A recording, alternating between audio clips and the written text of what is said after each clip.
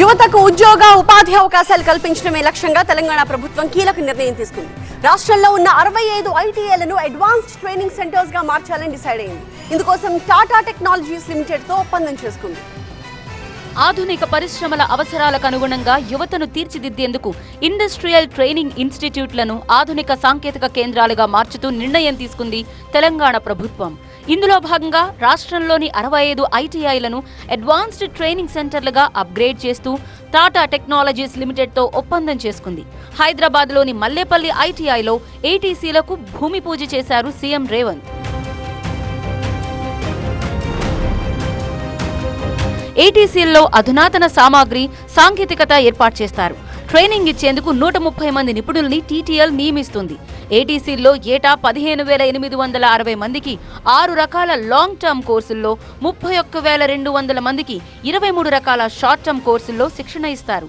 గత 10 ఏళ్లలో రాష్ట్రంలోని ఐటీఐలలో కేవలం 1,50,000 మంది మాత్రమే శిక్షణ పొందారు.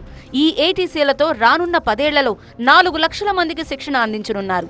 ఐటీఐలను ఏటీసీలుగా మార్చే ప్రాజెక్ట్ మొత్తం వ్యయం 2,324.21 కోట్లు.